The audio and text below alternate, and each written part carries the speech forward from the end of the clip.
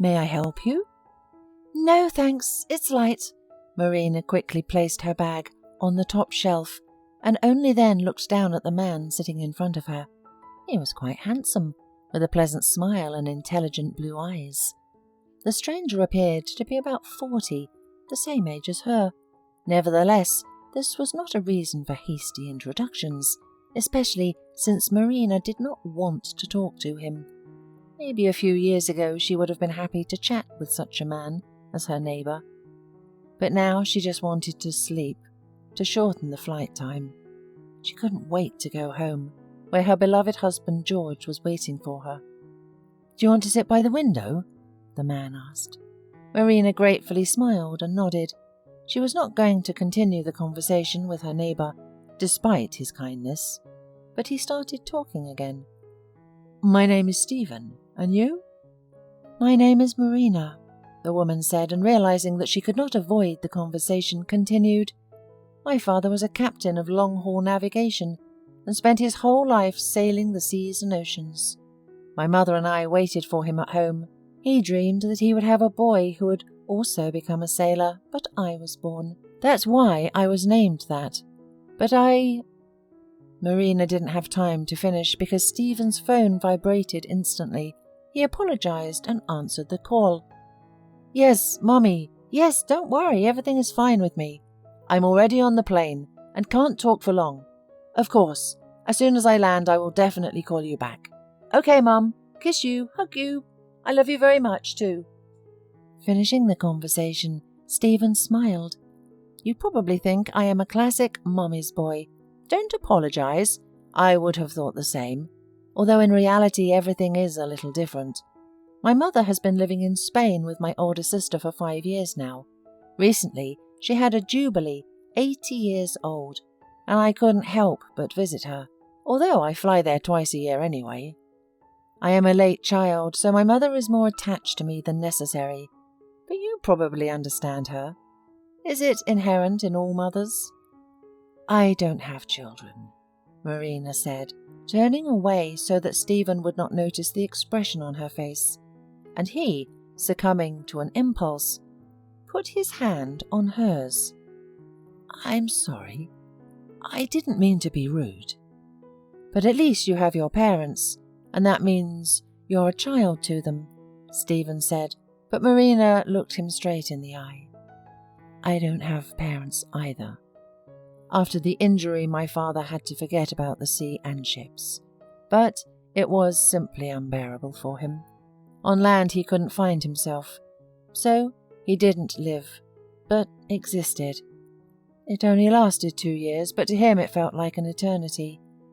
He told me about it himself. Don't get me wrong, he loved us very much, my mum and me.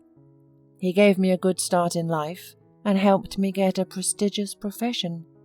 But for someone who spent his entire life at sea, an ordinary, even wealthy life was a burden. After 2 years he had gone, and my mum couldn't accept it. She cried all the time and said that she was used to waiting for him, but now he is waiting for her."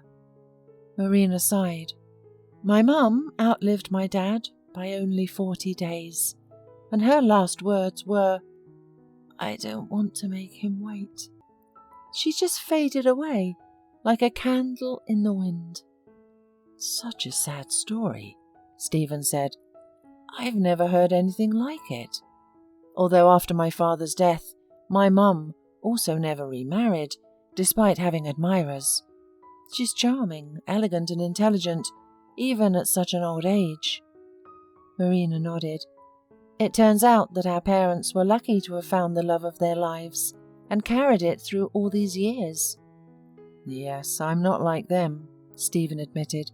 "I had been married for 7 years, but it ended in divorce. It was a peaceful divorce without mutual accusations and insults. We just went our separate ways. We didn't have children, and we each had our own property, so there was no problems." Marina smiled understandingly. "That's good when it's like that." She turned back to the window and fell silent for a long time, thinking about how she had never been lucky in love. Marina had been a withdrawn child since childhood, and her mother was largely to blame. The captain's wife saw the birth of her daughter as an opportunity to keep the family together, and she transferred her already strong love for her husband to their daughter. Helen surrounded Marina with such dense care that it completely deprived the girl of friends and a normal childhood. Marina never played outside, didn't meet boys, and never hung out with peers, except at school. All of her spare time, which was scarce due to the huge number of extracurricular activities, she spent at home with a book in her hands. She read a lot, immersing herself in the plot of the works and imagining herself in the place of the main heroines. She dreamed that one day she would have such an interesting life. Marina especially loved novels by Hugo, Dumas, Bronte, Scott, and other writers who depicted incredible romantic love. In her mind, she painted a portrait of a handsome, strong, brave, and very gentle man who would one day conquer her heart. However, modern men were not like her favourite heroes, and behind their attractive appearance often hid small or petty souls. Marina fell in love for the first time while studying in her first year of university. Elliot was her classmate and the most ordinary rich kid who was not used to being refused, and Marina was precisely the one who hooked him by refusing to go on a date with him. Elliot was stunned, hearing the rejection from this beautiful but silent girl, not even realizing that she had almost died of embarrassment and delight when he invited her to take a walk. "Do you really not want to go out with me?" he asked, surprised. "I'm busy," the girl muttered. "I'm going to German class, and then I have solfeggio." "What's solfeggio?" Elliot's eyebrows raised. "Well, it's a class in music school. With these lessons you can develop musical memory and hearing," Marina explained, still feeling embarrassed. "And you really find that interesting?" "I don't believe it," exclaimed Elliot. "My mum wants me to be well-rounded. That's why she insisted on private music lessons." "Oh, I see.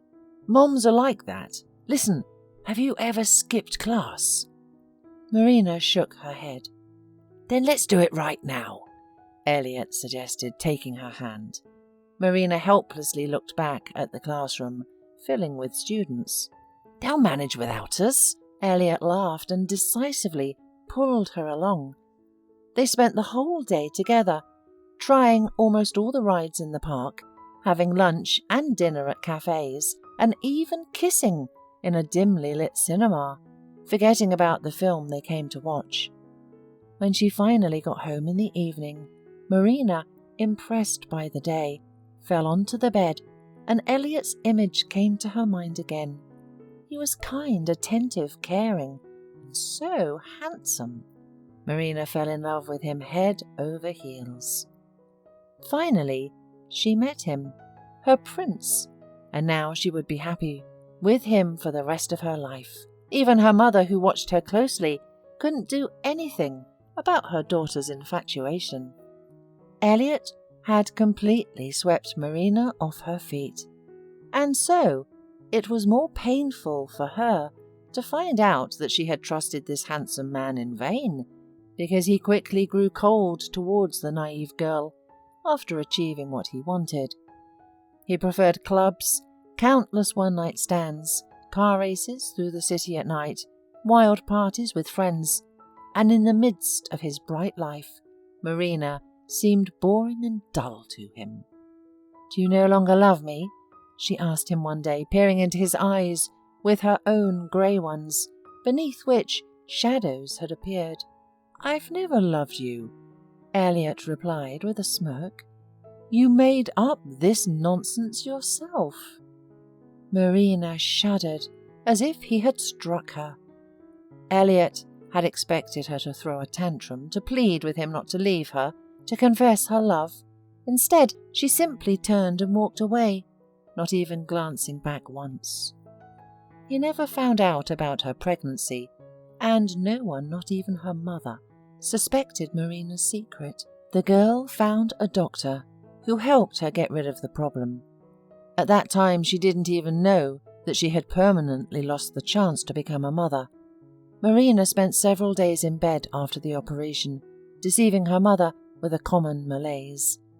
To avoid Helen bothering her, she said she had broken up with Elliot. This explained Marina's depressed mood, and her mother finally left her alone.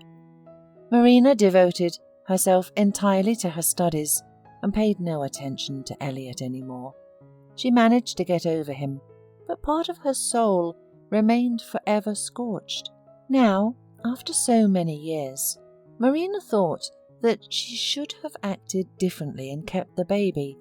Perhaps she should have left her family, because neither her father nor mother would have understood her. Maybe she should have given up her studies and even left town to avoid shame.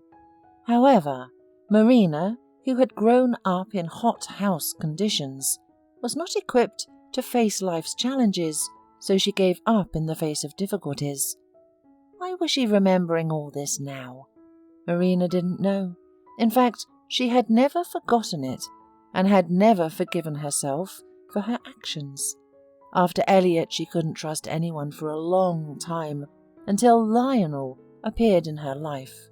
As it turned out, he was not looking for love, but for prosperity, which Marina could provide. She quickly realized this and broke up with him, receiving another scar on her heart. There were other men in her life, but all of them somehow disappointed Marina, and in the end she decided to stay alone. Now she was a successful businesswoman, conducting business not only in her country but also abroad, and often went on business trips. One day someone called out to her at the airport. She turned around and was surprised to see Elliot. "Marina, you look stunning. Where are you headed?"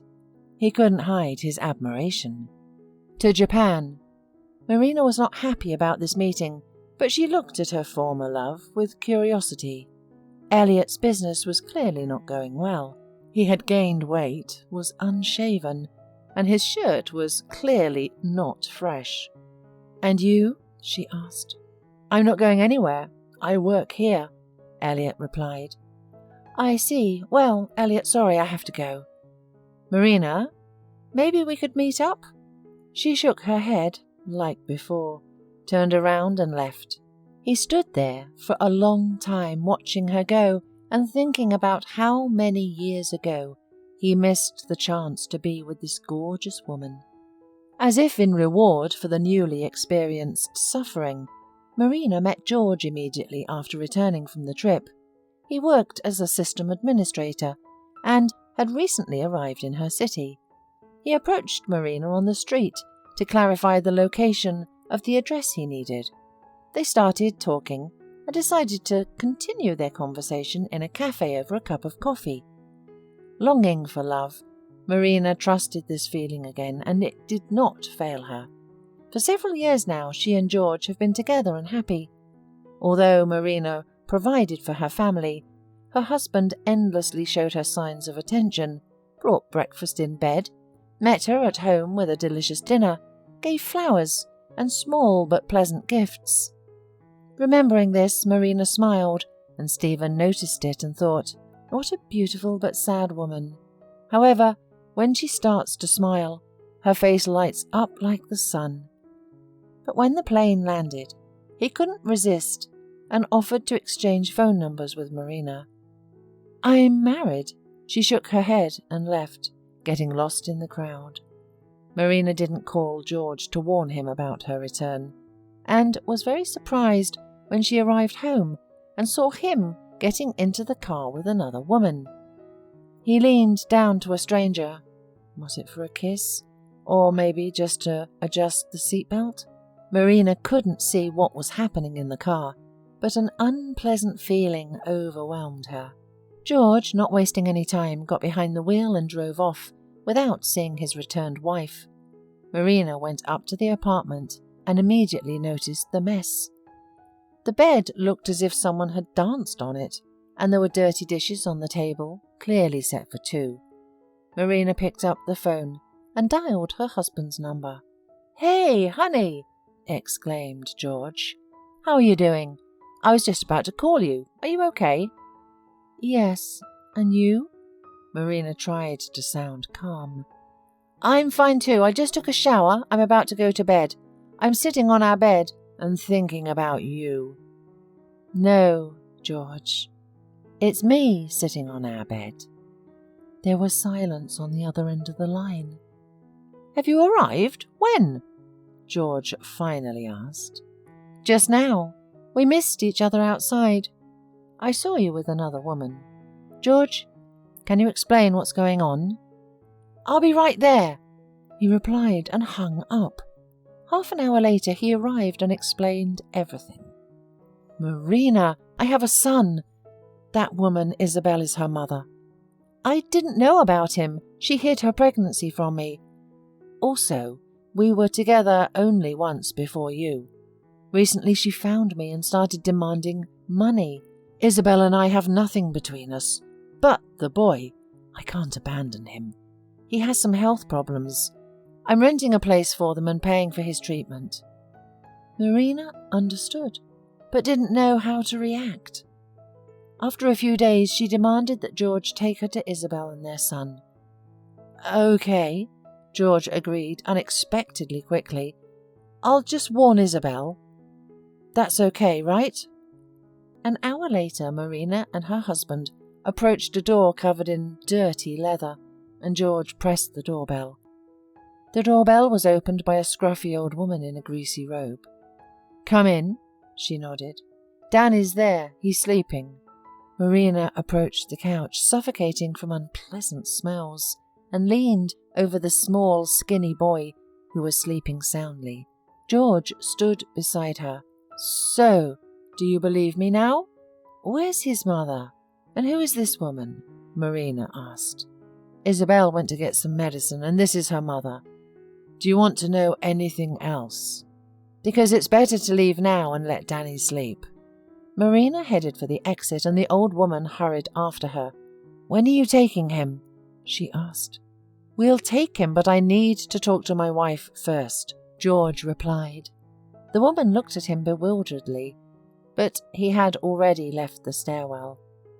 On the way home, Marina told her husband, "Tomorrow morning I'm leaving on a business trip for a couple of days, and when I come back, we'll take Danny to the hospital ourselves. Let him have a full examination. I'll pay for his treatment." "Thank you, my dear." George took Marina's hand and kissed her. "You're the best, and I love you very much." In the morning, Marina left without waking George. She didn't even suspect that she was seeing him for the last time. When she returned home from her trip, she was shocked to find the empty, ransacked apartment. George had stolen everything valuable that he could. Only the safe was beyond his abilities. He never learned the code. Marina grinned bitterly. The last night ran away. Well, I guess it's my fate to be a lonely princess. She decided to go to where Isabel lived because she was sure that George had gone to her, but the same old lady opened the door again. "Where are George and Isabel?" Marina asked him. "How should I know?" the dissatisfied old woman replied. "But Isabel's your daughter," Marina exclaimed incredulously. "Are you crazy?" the old woman snapped. "I have no one. And Isabel was renting an apartment across. Yesterday she left with her boyfriend George." "What about their son Danny?" Marina asked, unable to understand what was happening. "You are really insane. Danny's mother is my cousin's grandmother. We buried her a couple of weeks ago and Danny stayed with me. The guardianship promised to take him. I was glad because I don't need the boy. I'm old and sick. What can I give him? Yesterday Isabel came running, then saying that the guardianship would come and take him away now. And instead of the guardianship, you came." At that moment, a little boy appeared in the doorway and stared at Marina with huge grey eyes. "Do you have his documents?" Marina asked, feeling her heart skip a beat. She sat down in front of the little one and reached out to him, saying, "I'll be your mother from now on." The boy ran to her, tightly hugging her neck. With him in her arms, Marina wrote down her address so that the guardianship would know where the child was, then took his documents and, under the relieved sighs of the old woman, left. For a few days she got used to the idea that she would now have a son. She gave instructions to her lawyer to start the adoption process and began taking care of Danny. She took him to a children's hair salon, bought him clothes and toys, and made an appointment with a doctor. At the appointed time, Marina walked into the doctor's office with Danny in her arms and gasped when she saw Stephen. "I've been looking for you," he said, smiling. "Is this your son? You said you had no children, but you had a husband." "Now it's the other way round," Marina replied. "I no longer have a husband, but I have a son, and I'm so happy about it." Danny turned out to be perfectly healthy, albeit emaciated, but under Stephen's watchful eye, he quickly recovered, and Marina was truly grateful to him for that. A year passed. Marina and Stephen were married, and Danny was their beloved son. The boy paid them back with boundless love. One day, while having breakfast, Marina turned on the news and saw a familiar face, her ex-husband George. He was caught up in some fraud and now faced a serious sentence. Marina shook her head. Everyone chooses their own path in life, and fate itself punishes or rewards people for their actions.